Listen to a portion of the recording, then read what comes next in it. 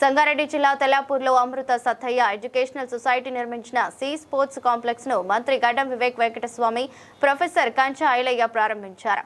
యువత క్రమశిక్షణ పట్టుదలతో ముందుకు సాగాలని, విదేశీ ఉద్యోగాల కోసం భాషా శిక్షణ కల్పిస్తున్నామని మంత్రి తెలిపారు. పేద పిల్లలకు అవకాశాలు ఇస్తే అంతర్జాతీయ స్థాయిలో రాణిస్తారని ఐలయ్య పేర్కొన్నారు. పేద క్రీడాకారులకు 70% ఉచిత శిక్షణ అందిస్తామని నిర్వాహకులు తెలిపారు.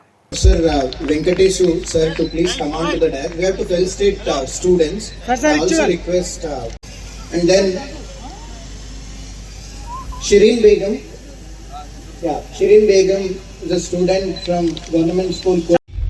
Jai Phule, Jai Bhim చెప్తూ ఈ కార్యక్రమానికి యాక్చువల్లీ ముఖ్య అతిథి మన ప్రొఫెసర్ కాంచా ఐలయ్య గారు షెపర్డ్ గారు. ఎందుకంటే వారు నాకు ఒక 10 రోజుల క్రితం ఫోన్ చేసి ఒక పెద్ద స్పోర్ట్స్ కాంప్లెక్స్ ఇక్కడ కడుతున్నారు, మీరు రావాలి ఎలాగని చెప్పి వారు చెప్పడం జరిగింది. భరత్ వచ్చినప్పుడు నేను ఎదురు చెప్పినాను, లేదు ఇంత ప్రైవేట్ సెక్టర్లో ఇంత గొప్ప ఇన్స్టిట్యూట్ నిర్మిస్తున్నారంటే నిజంగా మీకు అభినందనలు చెప్పాలి. ఎందుకంటే సత్తయ్య గారి హిస్టరీ విన్నాక నిజంగానే అందరూ కూడా ఆశ్చర్యపడిపోవాలి.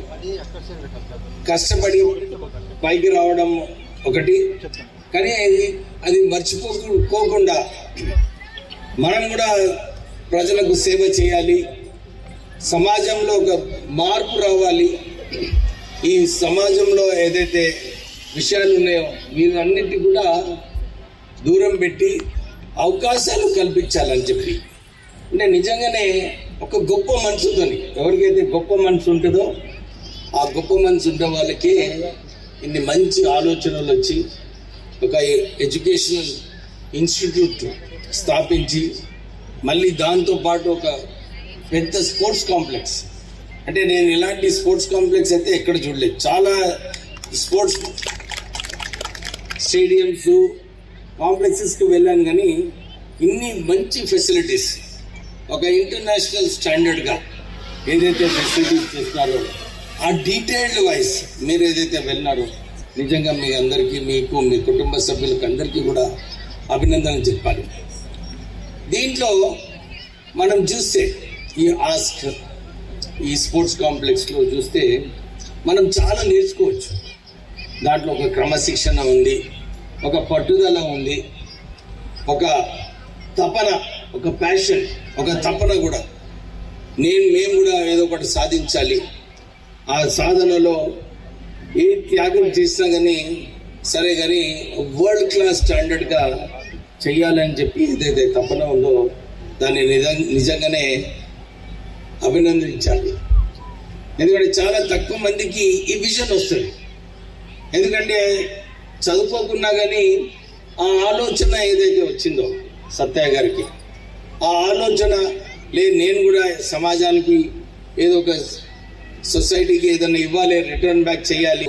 Hats off to you and your family.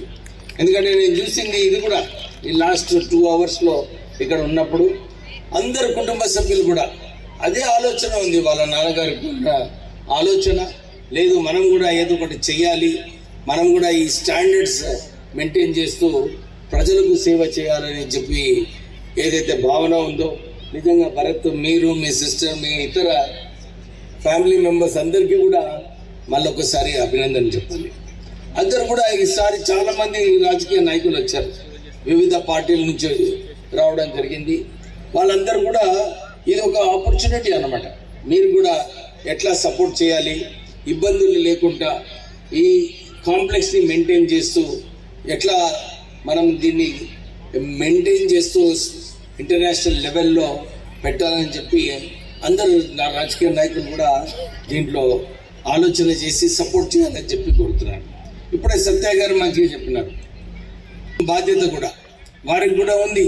ఎందుకంటే స్పోర్ట్స్ ఉన్నప్పుడే ఎడ్యుకేషన్ అయితే డెఫినెట్లీ కాంచా ఐలయ్య గారు ఒక మంచి ఐడియా ఇచ్చినారు.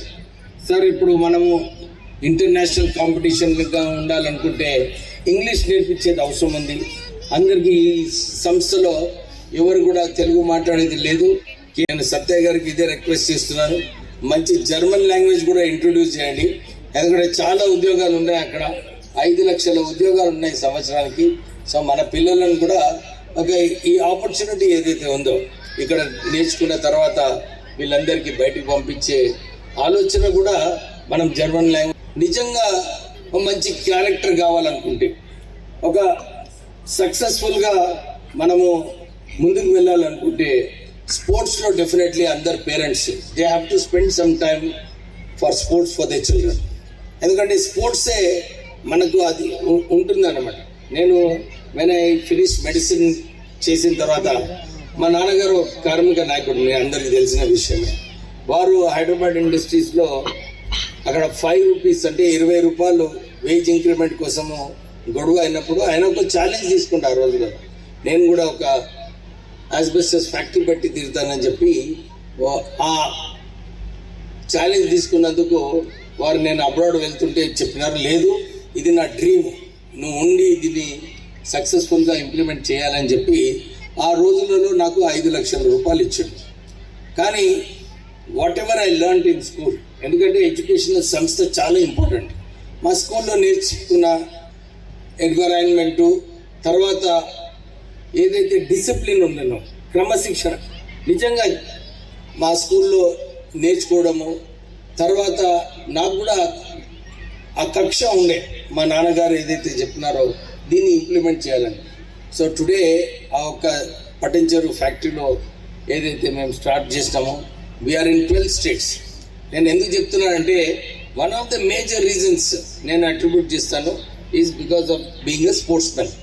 మాకు స్పోర్ట్స్ మ్యాన్లో ఉంటుంది, ఎప్పుడు కూడా ఓడిపోవద్దు, గెలవాలి, ఎట్లనైనా మంచిగా ఎథిక్స్తో పాటు మనం పనిచేస్తే డెఫినెట్లీ సక్సెస్ మన దగ్గర ఉంటుంది. సో ఈరోజు చాలామంది స్టూడెంట్స్